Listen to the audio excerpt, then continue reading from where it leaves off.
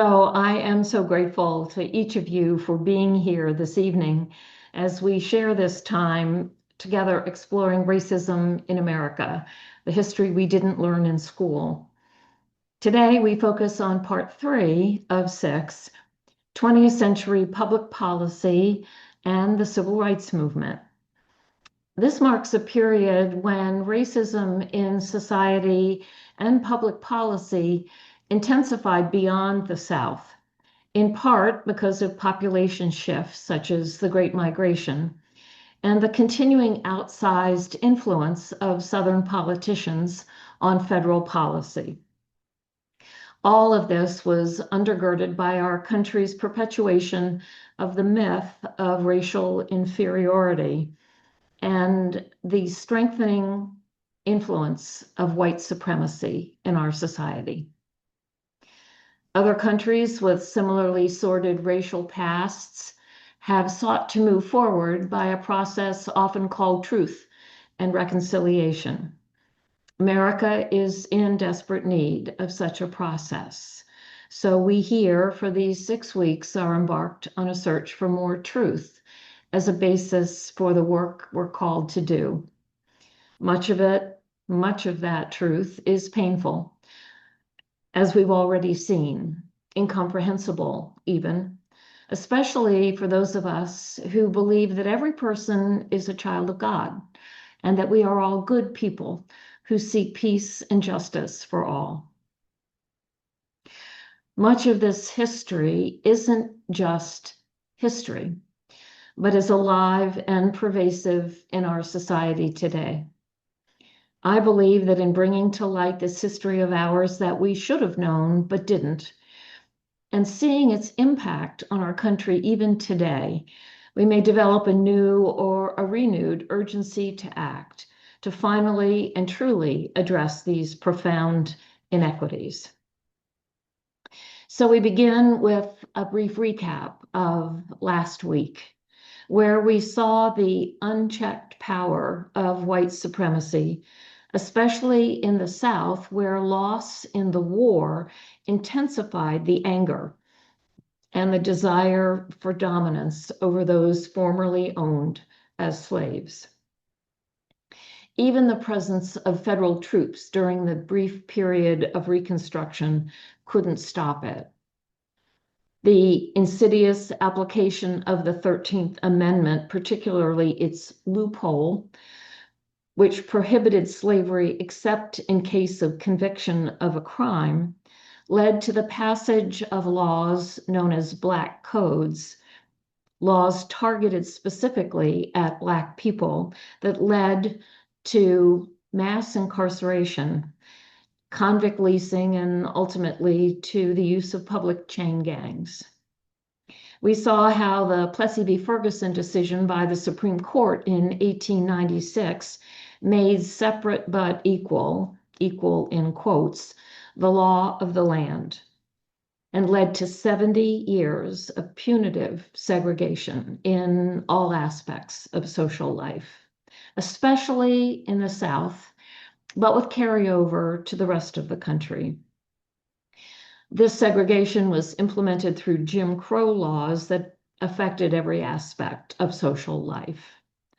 And these laws were reinforced by terror spectacle lynchings that demonstrated the complicity of political leadership and entire communities, with a particularly concentrated focus on keeping Black people from voting. That action is being replicated even today with less overt violence, but the goal is the same: the disenfranchisement of Black voters. We saw how conditions in the South and opportunities in the North and West led to the Great Migration, where more than 6 million African Americans left the South, with huge demographic impacts both there and in all of the cities and areas to which they moved. When we look at the manifestation of white supremacy and the idea of the Confederate leadership, the Confederate theocracy, if you will, still in power, we can take a look at a subject that was of considerable interest a few years ago, and that is the question of Confederate monuments in place across the country, many of them, quote, on the courthouse lawn, and on public property. And if we look at a timeline of the construction of those Confederate monuments, we see how this action fit into what was happening in the country. So the far left is 1861, the start of the Civil War. There were 4 Confederate monuments erected that year. The end period for this chart is 2016. But as we look, we'll see there are some time periods where there was action to erect more and more of these monuments to the Confederate leadership. With a small blip in the period of time leading to the Plessy v. Ferguson decision in 1896. But at that point, when it became totally legal to segregate Black from white people, we see the huge surge in the construction of Confederate monuments, not just in the South, not even just in the Middle Atlantic states and a little further north, but in Idaho and California, places that didn't participate in the Civil War to any extent, yet still they found it appropriate to commemorate Confederate leadership on their public spaces. So the huge bulge in that occurred in 1915. And so the beginning of the Great Migration, the high point of much of the terror spectacle lynchings that we learned about last week. All of that continuing pretty much up until the start of World War II, when interest in Confederate monuments waned somewhat. And then it picked up again in the 1950s and 1960s, which was the highlight of the civil rights movement. And so clearly those monuments were erected as a backlash, as a counterpoint to actions that were occurring in our society with regard to Black-white relationships. So today we're going to focus our attention on the early to mid 20th century, and we are going to look at some key elements of public policy during that time period in the area of housing, Social Security, the GI Bill, education, and even the interstate highway system. And all of these were national public policies. So we've moved beyond the concerted efforts in the South. And these actions, these policies, further cemented racial discrimination across America. And in some respects fed into the period of time that we think of as the civil rights movement of the 1950s and 1960s. So we begin with the issue of housing segregation. In response to the influx of Black people moving to cities across the country, and certainly in the South, cities began limiting the places where Black people could live. They said, you can live here, you cannot live here. So it was part of the reinforcement of the Jim Crow laws. And there was a Supreme Court decision in 1917, Buchanan v. Worley, that declared that this municipally mandated racial zoning was unconstitutional. It violated the 14th Amendment because it was government mandated segregation. That was considered unconstitutional. So what was the reaction? Real estate entities, buyers, sellers, transitioned to what were known as racially restricted deed covenants. These were clauses in residential property deeds that said that particular property could only be sold to another white person. I have had people take this class who, after this Week 3 went back home and looked at the deeds to the house where they live today and found that indeed it contains one of those racially restricted deed covenants. It's written into the deed. It may not be observed anymore, but when it was put there, it certainly was. And so these racially restricted deed covenants grew exponentially. And by 1940, 80% of residential properties in Chicago and LA and 85% of Detroit properties carried these racially restricted deed covenants. You can only sell your home to another white person. In 1948, there was another Supreme Court case, Shelley v. Kramer, and the Supreme Court ruled that the covenants aren't illegal, but enforcement of them is. So it's fine to have them and it's fine to abide by them, but you can't bring the government in or attorneys in to enforce them. But if you want to abide by them, no harm, no foul, except to anyone who is not white and is looking to buy the property. And so private parties voluntarily adhered to these racially restricted deed covenants, which did not ostensibly come to an end until they were outlawed by the Fair Housing Act of 1968. And so for 50 years, that included the largest home building boom in our country's history, these racially restricted deed covenants were in place until they were finally declared unconstitutional. So let's talk about how that came about. To begin with, the major push was through the creation of the Federal Housing Administration. That was created by the National Housing Act by Congress in 1934. And that act was instrumental in alleviating the home ownership crisis that had come to being in the United States following the market crash and the Great Depression. At that time, mortgages typically had a 10-year term and required a 20 to 25% down payment in order to get a mortgage. And by 1934, almost 50% of mortgages across the country were in default because people could not afford to make their mortgage payments. And as a consequence, there was no home building going on. There was no market for housing.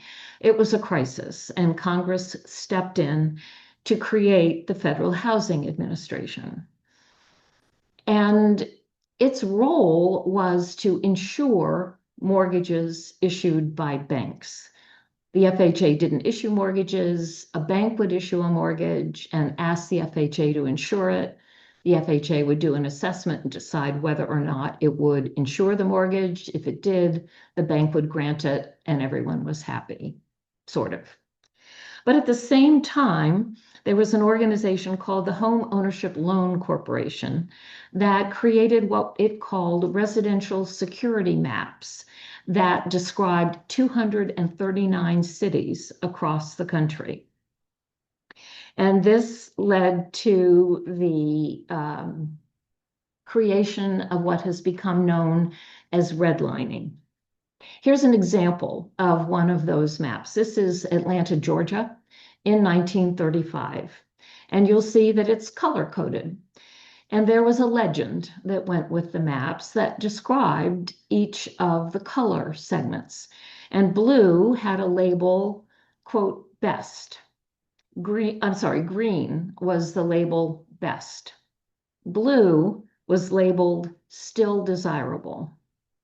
Yellow had a label definitely declining, and red carried the label hazardous. It had nothing to do with the financial wherewithal of the people who lived there and their ability to assume and pay a mortgage. It specifically had to do with racial population. And so these different color categories use terms to describe the people who lived there. And some of the terms were subversive, undesirable, inharmonious, lower grade, describing the people in these areas, particularly red and yellow. And it used terms like infiltration in describing the actions that were occurring or might occur in each of those areas. So what would happen? Someone would want to buy a house and get a mortgage. They go to their bank. They would apply for an FHA mortgage. And the bank would contact the FHA, who would send out an underwriter, an assessor, to determine whether or not the FHA should insure the mortgage. And the underwriter had a manual to tell him or her, largely him, how to go about assessing a particular property.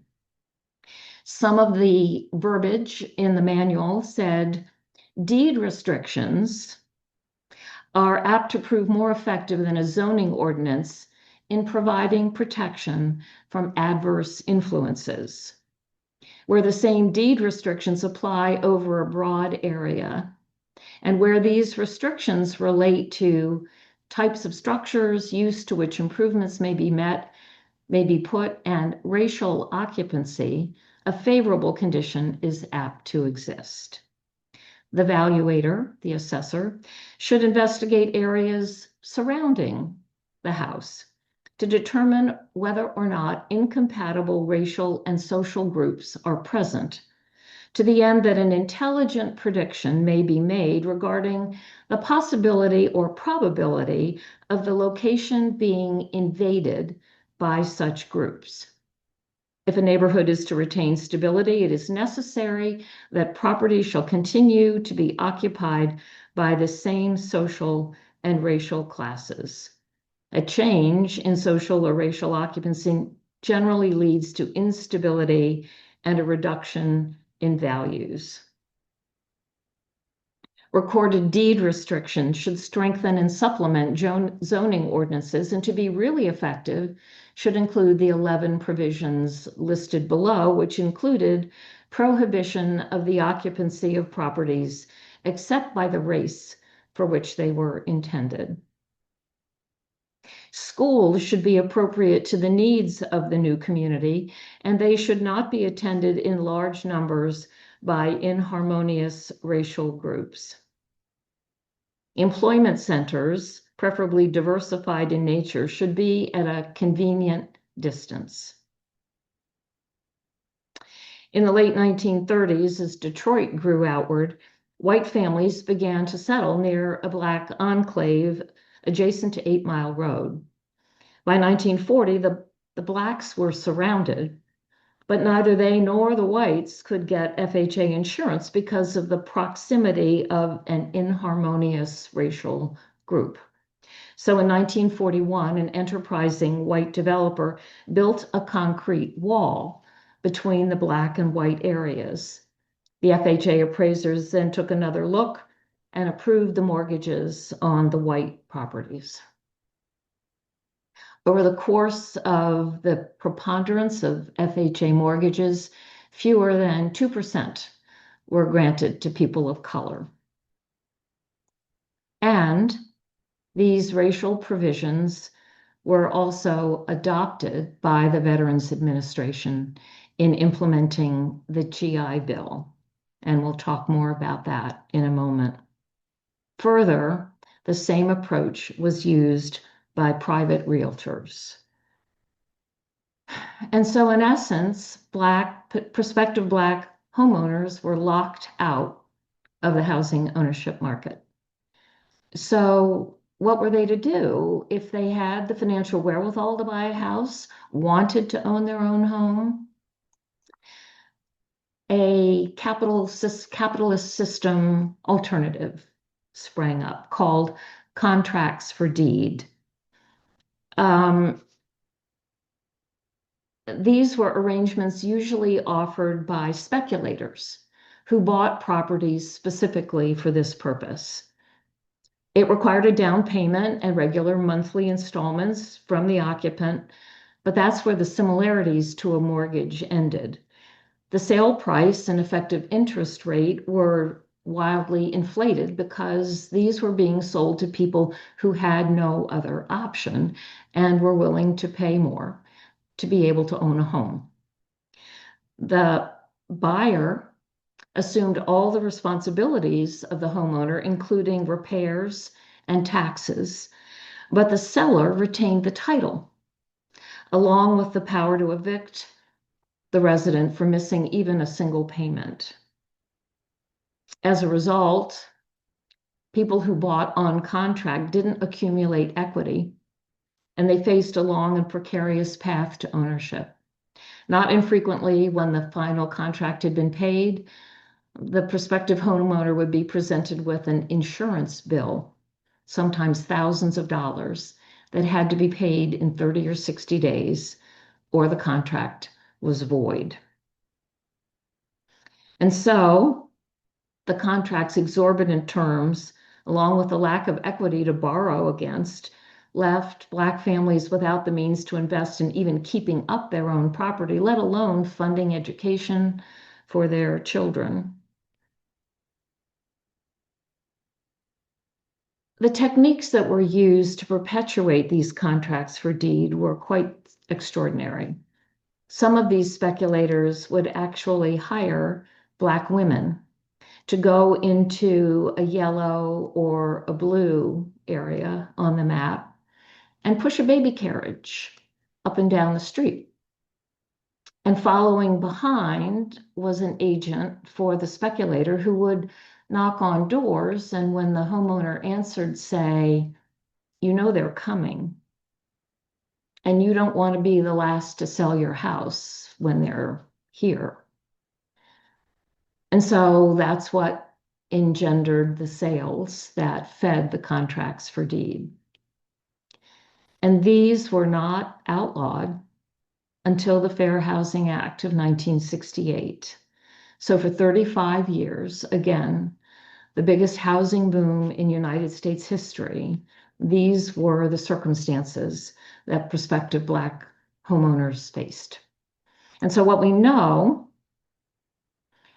is that this housing policy cemented housing segregation, kept Black and white communities separate, actually intensified segregation, because in some instances, people were actually living in integrated communities before this housing boom began, but only the white people could take advantage of the new opportunity. And of course, this led to educational segregation. And as we know, in many areas, education is funded by property taxes. And so as these Black renters or owners on contract couldn't afford to keep up the value, the condition of their properties, property values fell, and so did education funding, which exacerbated the inequality embedded in the education system, which of course affected opportunities for employment that affected pay rates and job opportunities. And also, as more and more white families were able to take advantage of an economic feature and could move out of the city areas, the Black residents were left to deal with the environmental and the health impacts of remaining in the city.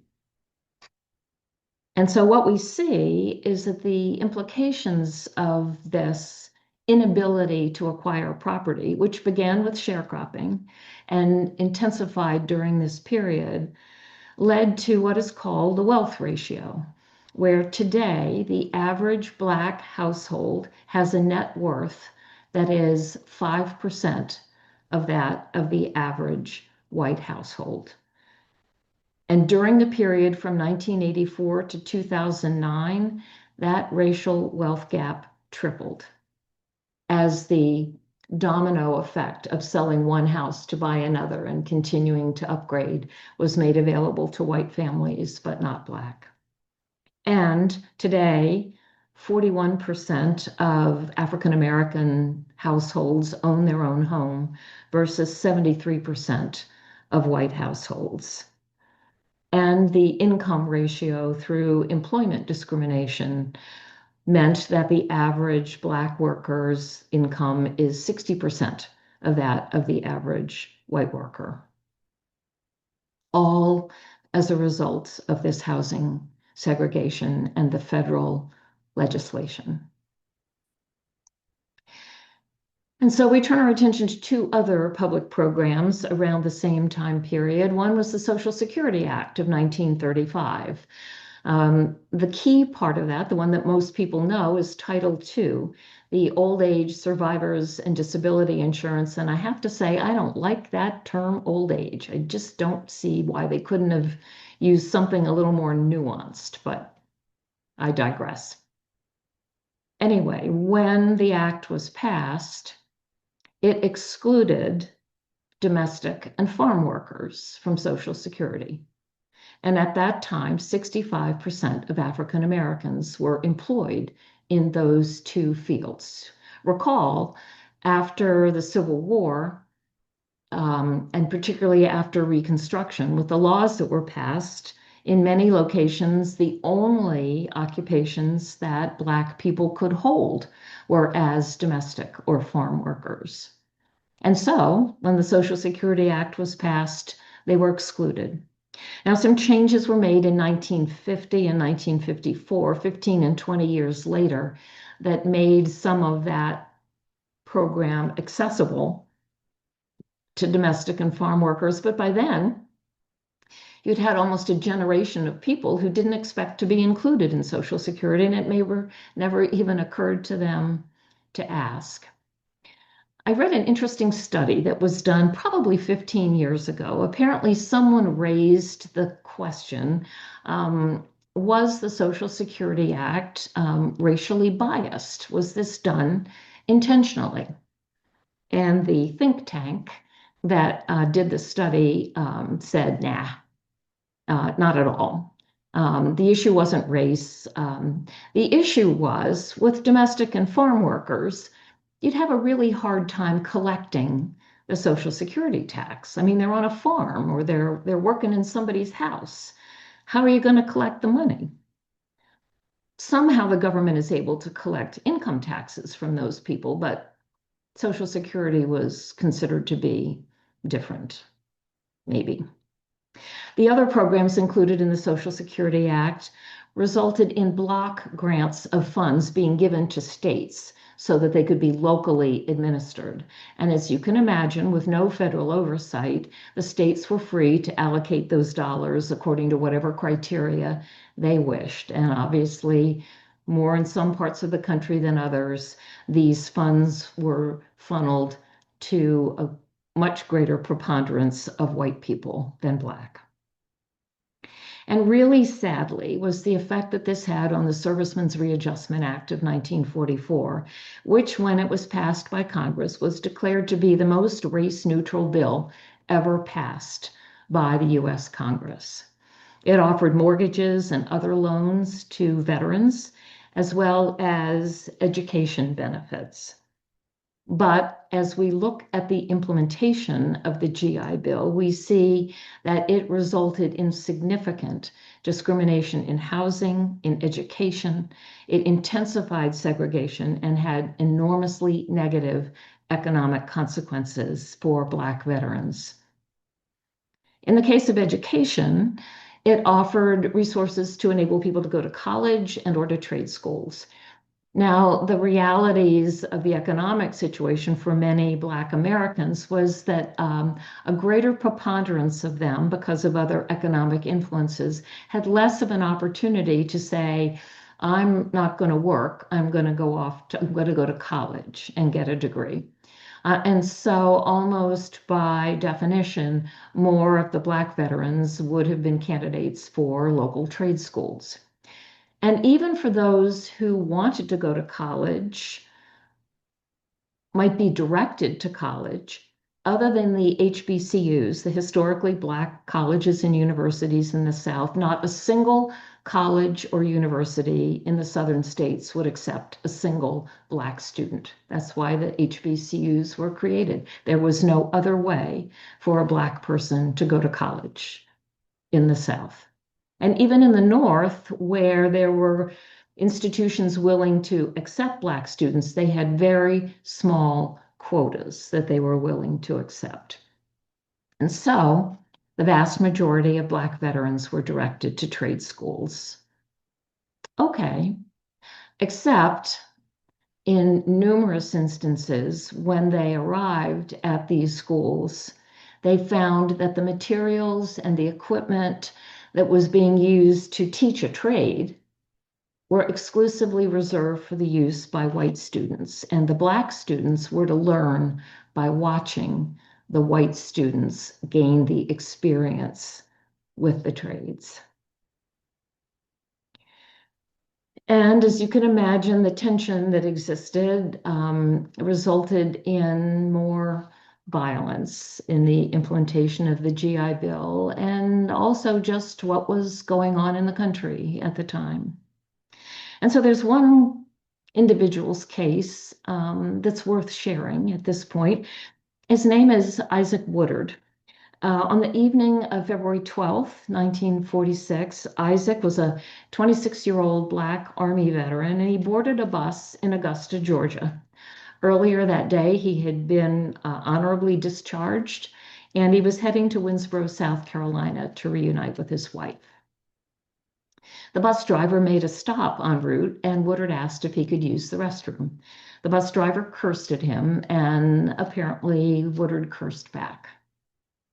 When they made their way to the next stop, the bus driver reported Woodard's behavior to the local police, who ordered him off the bus. When he tried to give his version of events, a police officer struck him with a nightstick, and he was escorted to jail, where he was repeatedly beaten by the police chief, Linwood Shull. Woodard said that Shull pounded him in his eyes with the end of a nightstick until he blacked out. Once he regained consciousness, he couldn't see. He was charged with disorderly conduct, the police claiming he'd been intoxicated, even though everyone on the bus said that there had been no alcohol involved. Woodard paid a fine, and then he was driven to a veterans hospital in Columbia, where doctors told him that he would be permanently blind. And he did indeed die a pauper, never able to find meaningful, productive work. His relationship with his wife suffered, and he died a broken man. But that's not the end of the story, because Orson Welles took up Isaac Woodard's case, his story, and shared it on the radio and through the media. And it came to the attention of President Harry Truman. When the South Carolina authorities refused to prosecute the police chief, the Truman administration, pressured by the NAACP, filed federal charges because Woodard had been wearing his Army uniform. But an all-white jury quickly exonerated Police Chief Shull. Nevertheless, Isaac Woodard's story made a lasting impact on Harry Truman, who created the President's Commission on Civil Rights, the first National Civil Rights Commission, and it released its report to secure these rights in October 1947. And on July 26, 1948, with reference to Isaac Woodard, President Truman issued an executive order desegregating the United States Armed Forces. And so he had, in his own way, a significant impact on the future of the country. We turn our attention to the issue of school desegregation. Plessy v. Ferguson had declared separate but equal is just fine. And of course, as data shows, separate, yes, equal, no. And that ruling had a particularly devastating effect on education. It was predicated on underlying assumptions about Black inferiority and inability to learn. And so Alabama, Georgia, Louisiana, South Carolina, and Mississippi had almost 5 million African Americans in their population. More than half of them had less than 5 years of education. In South Carolina and Louisiana, 60% had no more than a fourth or fifth grade education. And so along came the Supreme Court decision, Brown v. Board of Education in 1954. And Delaware had a particularly notable role in that decision as one of the 5 parties to the case. And it was decided, it was actually filed in 1952, but Fred Vinson was Chief Justice of the Supreme Court at the time, and he was quite ill, and he ultimately passed away. And so President Eisenhower needed to name a new Supreme Court justice, and he selected California Governor Earl Warren. Eisenhower would later say it was the worst political decision he had ever made in his whole entire life, but name Earl Warren he did. And then he had a dinner party at the White House where he introduced Chief Justice Warren to a range of people from the US Congress who were from the South. And he said that his goal was, quote, his goal was to explain to Chief Justice Warren that Southerners, quote, are not bad people. All they are concerned about is to see that their sweet little girls are not required to sit in school alongside big, overgrown Negroes, end of quote. As a side note, in Delaware, Black students were barred from publicly aided schools as early as 1821. And by 1950, there was one public high school in the entire state of Delaware that a Black student could attend. It was Howard High School in Wilmington. So if you lived in the outer reaches of Newcastle County, it was very difficult for you to get to Howard. And of course, if you lived in Kent or Sussex, the only way you could have attended high school is if there were a family member or a family friend with whom you could live for the years that you were going to attend Howard. And so by 1950, the average Black education level in Delaware was 7.2 years. Once Brown v. Board of Education was decided, the resistance was massive. The District Court for Delaware authorized a 12-year delay. A subsequent Supreme Court decision in 1955 answered the question of how fast do we have to do this? And the court said with all deliberate speed, very clear. Delaware decided that's about 12 years. Let's let a whole group of children complete their elementary, middle, and high school education still under the burden of segregated schools. Prince Edward County closed all of its public schools from 1959 to 1964, all of them. There was some Southern white segregationists who sent funds to establish white private schools, but only a limited number of white students could even attend those. Alabama, Georgia, Mississippi, and South Carolina declared the federal courts had no jurisdiction and they didn't have to pay any attention to the Brown v. Board of Education decision. And Georgia repealed its authorization of the 13th, 14th, and 15th Amendments and voted to impeach the Supreme Court. And so what developed was called the Southern Manifesto, which was to stall and defy the implementation of Brown v. Board of Education. And indeed, the Alabama Constitution today still mandates segregated schools for all of its students. And we know that there were some key actions that took place. In 1957, 9 students integrated desegregated Central High School in Little Rock, Arkansas. You may have seen this photograph. It's a picture of Elizabeth Eckford, one of the 9. The parents and the students had all agreed that they would meet as a group outside the area where the white mob had formed around Central High School so that all of them would walk together into school.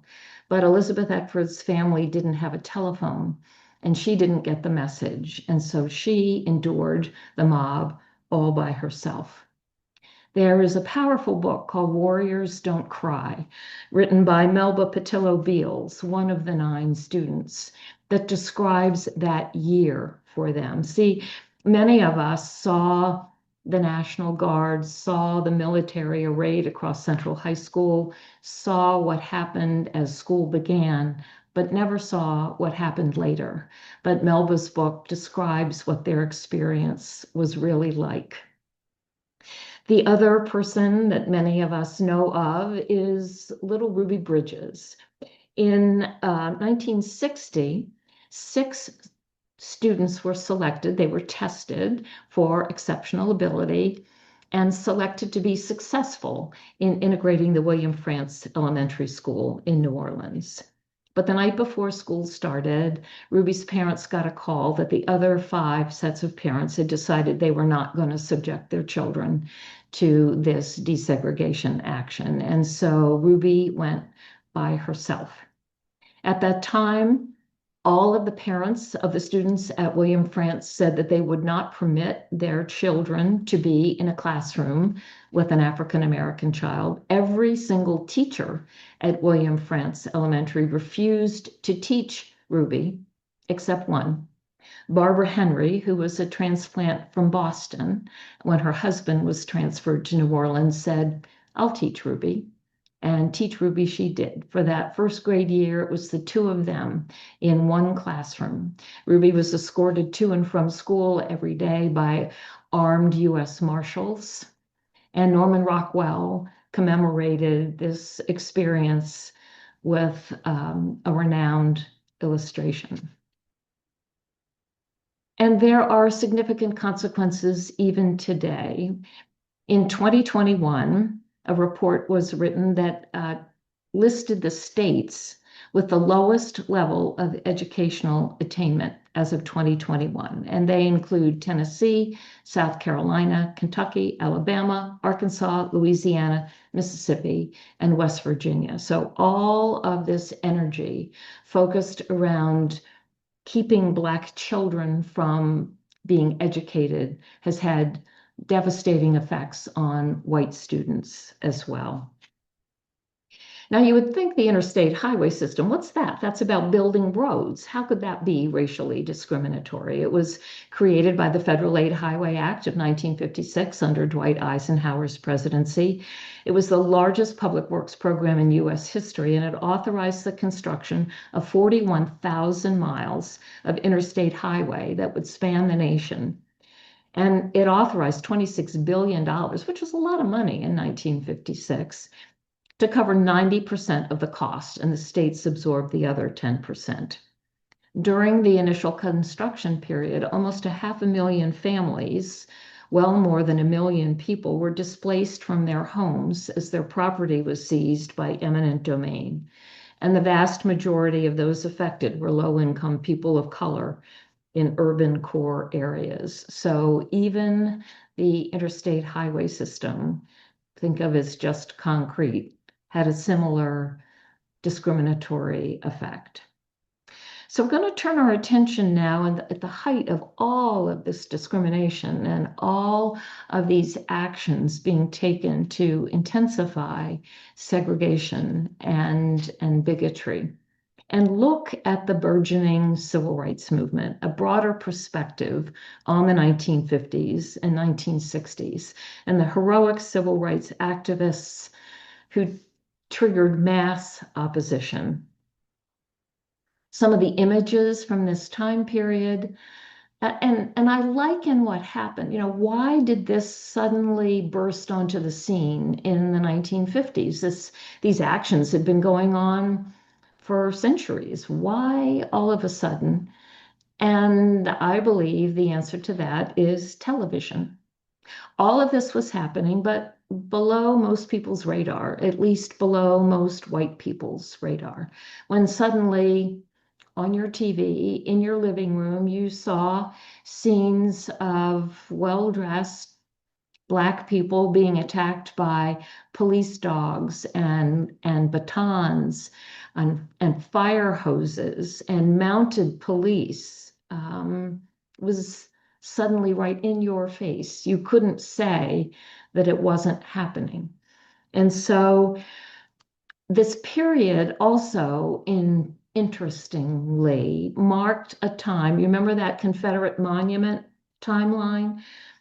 From the period of 1950 to 1975, kind of the highlight of the civil rights movement, 150 new Confederate monuments were erected, generally on public property, in parks, on public city halls, courthouses, just to make clear how revered those Confederate leaders were in the memories of Americans. And what we see with the police and the fire department, the police, the law enforcement agencies aligned and became the face of violent resistance to integration and voting rights. And these actions continued to shape today's relationships between police and communities of color. One of the triggering events of the civil rights movement is something many people know about now, but 20 years ago, not so much. And that was the case of Emmett Till, who was a 14-year-old boy who lived in Chicago with his mom, Mamie.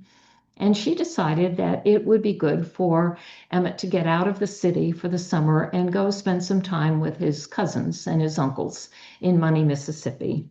And so he did. And on August 24th of 1955, Emmett and his cousins went to the Bryant General Store where something happened. Not clear exactly what. Emmett was described as a cheeky little boy. Of course, 14-year-olds tend to be that way. And perhaps he whistled at Mrs. Bryant, who was quite attractive. Perhaps their hands touched when she gave him his change. But something happened.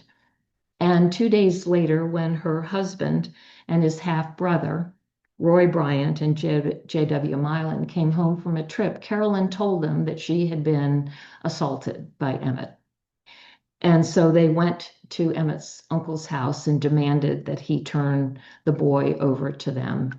After trying to resist, he ultimately relented and gave Emmett over to these men. There is a book recently written called The Barn that describes the building where Roy and J.W. took Emmett once they left his uncle's house. And the story is gruesome, both in terms of what happened and in the collusion of the surrounding community. They never thought that Emmett's body would be found, but it did indeed wash up in the Tallahatchie River. A cotton gin fan blade had been tied around his neck with barbed wire, which was the reason they thought that it would never surface, but surface it did. The authorities in Mississippi wanted to quickly bury Emmett's body so that this would all blow over, but Mamie insisted that her son's corpse be returned home for a funeral in Chicago, and she further insisted that there be an open casket because she said, I want people to see what hate has done to my little boy. And Jet Magazine took a photograph of Emmett in his coffin and published it in Jet Magazine, and it appeared on television once again for the general population to see what hate had done to her little boy. The Montgomery bus boycott took place in 1960, where for almost a year, riders in Montgomery who were overwhelmingly African American refused to take the bus. And ultimately, the bus company cried uncle and agreed that it would desegregate its buses, that Black and white riders could sit wherever they wished on the bus. And in 1961, a group of people known as the Freedom Riders was created, civil rights activists, and they began a desegregation campaign, riding together on interstate buses that headed south from Washington, patronizing bus stations along the way to test the enforcement of the Supreme Court decisions that prohibited discrimination in interstate passenger travel.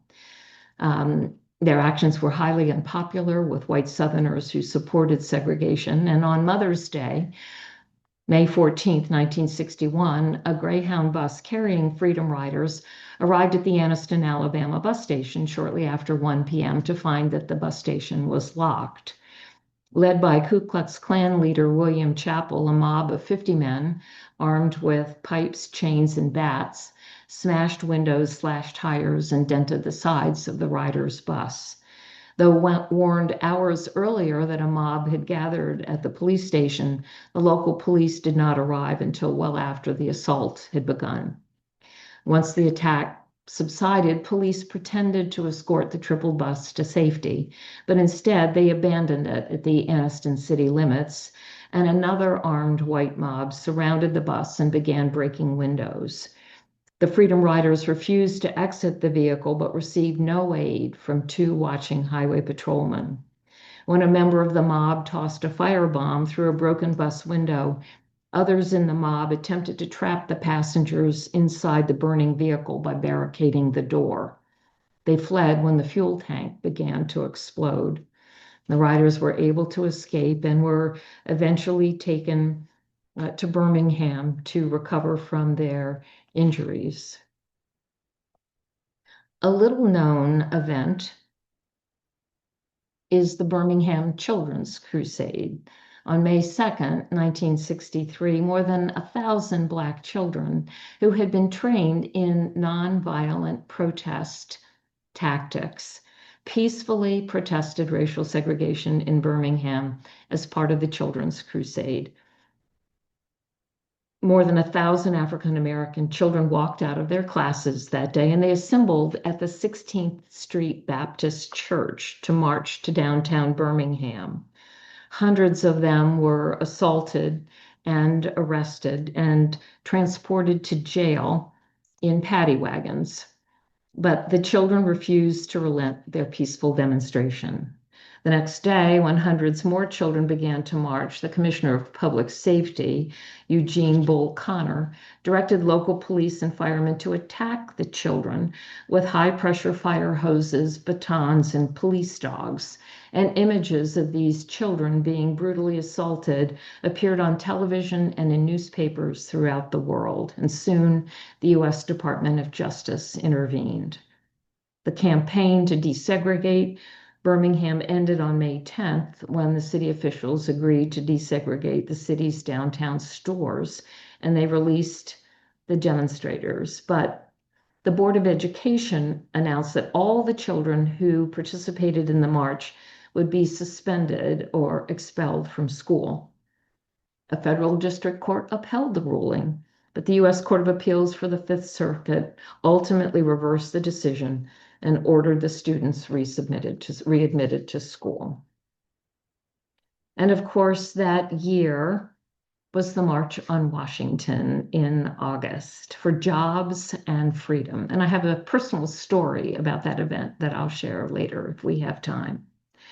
But on September 15th of that year at 10:22 in the morning at the 16th Street Baptist Church, a group of congregation children were preparing for Youth Sunday, where they would lead worship, and they were dressed in their best, getting ready in the basement of the church to go upstairs when 19 sticks of dynamite were detonated under the stairwell that led to the basement. And Addie Mae Collins, Carol Robertson, Cynthia Wesley, and Denise McNair were killed in the explosion. And Addie Mae's younger sister, Sarah, was blinded by the blast. And once again, news of this visible demonstration of this hatred and bigotry appeared across the country. And it, along with President Johnson's leadership and support, led to the passage of the Civil Rights Act in 1964. It followed the murder of 3 civil rights activists in Philadelphia, Mississippi, who were stopped by police on the pretext of a traffic violation. They were murdered and buried in a shallow grave, but found nearby. And all of these actions led Congress to pass the Civil Rights Act, which prohibits discrimination on the basis of race, color, religion, sex, national origin in hiring, promotion and firing, public accommodations, and federally funded programs, and it strengthened enforcement of voting rights and the desegregation of schools. The following year, the Selma to Montgomery March for Voting Rights, in which mounted police attacked the peaceful marchers attempting to cross the Edmund Pettus Bridge in Selma. The group, including John Lewis, were attacked by police and mounted with batons and dogs. And that triggered the passage by Congress of the Voting Rights Act of 1965 that banned the literacy tests at long last, that provided federal oversight of specific jurisdictions with a history of voting rights discrimination against African Americans, and investigated the use of poll taxes continuing even after a constitutional amendment made them illegal. And this period, as we look at it, came to an end in 1968 with the assassinations of Martin Luther King Jr. and Robert F. Kennedy. A pivotal time period, one that shows how people can respond to discrimination, to mistreatment, who can speak up, step up, and say, this is not right, this cannot stand, and make real, meaningful progress. We're going to see what happens after this time period. There is an inevitable backlash that occurs, but this was some shining moments in our country's history, and ones of which we should be rightfully proud.